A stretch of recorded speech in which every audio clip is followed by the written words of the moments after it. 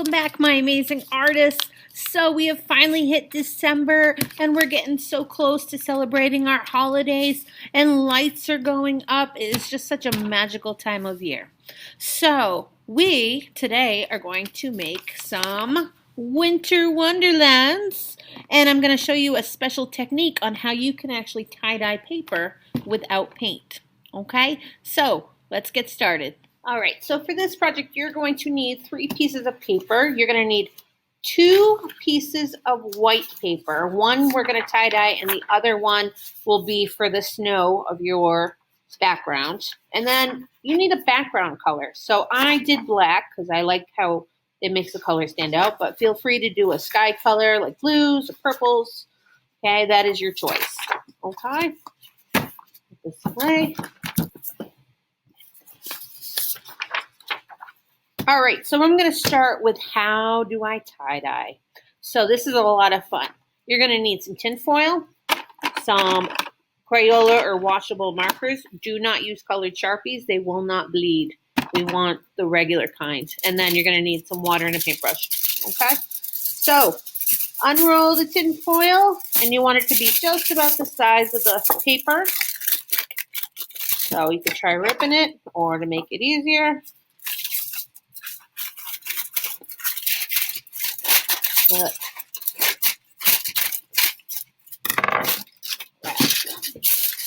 there's my tin foil. So what I'm going to do is I am going to color the tin foil with different colors. So I might put some patches of blue over here, and then some green over here. Think of colors that mix well, so maybe I might want to put all the cool colors together.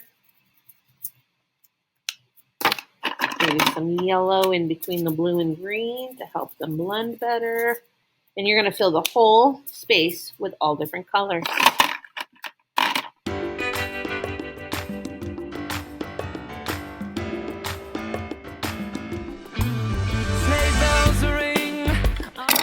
Alright, so now my whole tin foil is covered with lots of marker colors. I'm going to set that aside. So on this paper, I want to wet the entire paper. So I've got some water and my paintbrush, and I'm just going to quickly blend. Cover the whole thing with water. Alright, so looks covered to me. Oh, I got one dry spot. There we go. So now I'm going to flip that tin foil so the marker side is down. I'm going to rub.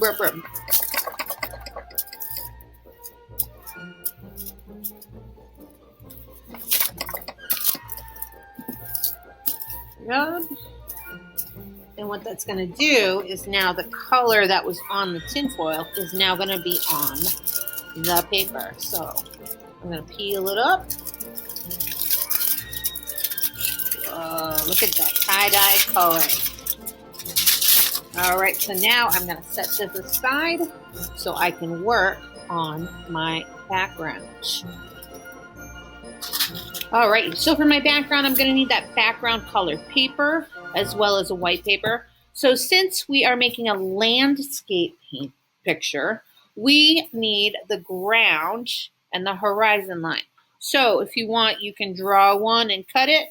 I kind of like the way ripped paper looks because I can make hills and it just kind of looks a little bit more natural. So I'm going to rip that, put that aside, and now I've got my snow, which I can glue onto my background paper.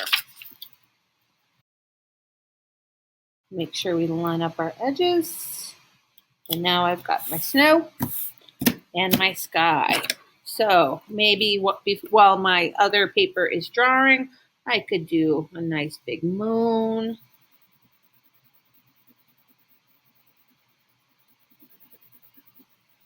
If I want it to stand out a little more, I could blend some white in there. There we go. I can add some snowflakes or stars.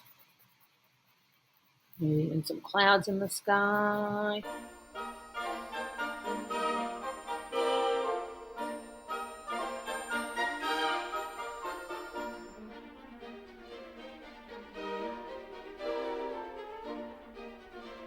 All right, so my background has completed and my paper has dried. So now it is time for me to cut some trees. So a tree is basically a triangle, so I can cut out different size triangles. There's one, and then I can use this piece right here to make two. Okay, trees can be different sizes. Maybe I want to make a really, really, really big one. Maybe you want to add some texture. So if I fold it in half, and then I cut a zigzag line on the outside.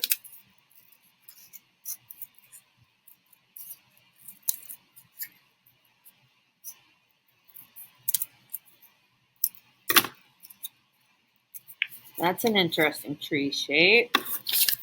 All right, so we're going to cut out some more. Also, look at your paper. Where do you see some cool design textures? I like that right there. So I'm going to put that aside. Now decide how you want your picture to look. So maybe I want to start with the distance. Maybe I want to do a little small tree on the hill. There we go. So I got that. And my glue. Dot, dot, not a lot. And a little tree on the hill. All right. How about over here? I have a big one. It's almost too big. I can chop it down. There we go. Pretty cool. Dot, dot, not a lot. Dot, dot, not a lot. Put that one off to the side. Now maybe I want to show distance. So maybe I want to overlap a tree. I'll put a smaller one overlapping the big one. Dot, dot, not a lot.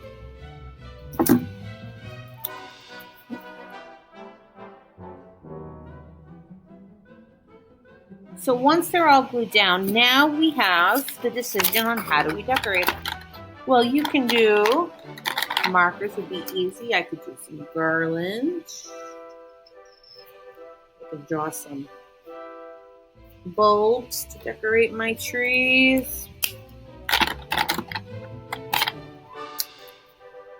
Maybe some candy canes. Really, it's your decision. You can use what you have at home as well.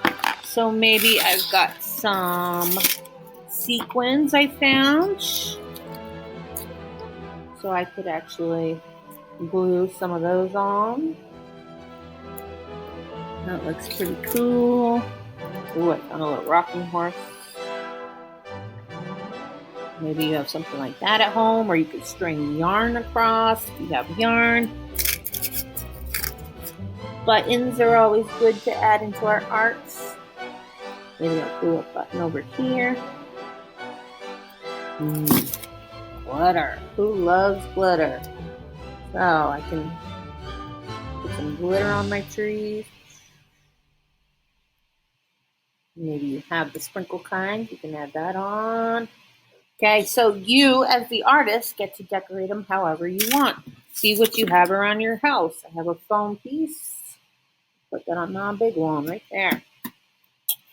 Okay, and the last trick I'm going to show you is if you have white paint, feel free to use that. You could always make some snowflakes. If you have a small skinny brush, you can make some dots. One of my favorite things to do is take some paint, and then if I tap my finger, it will splatter, or I could rub my finger across it and make it splatter that way. And the best tool to use is actually an old toothbrush. Don't use your new one. Use an old one. And then you Can you really see it splattering thread?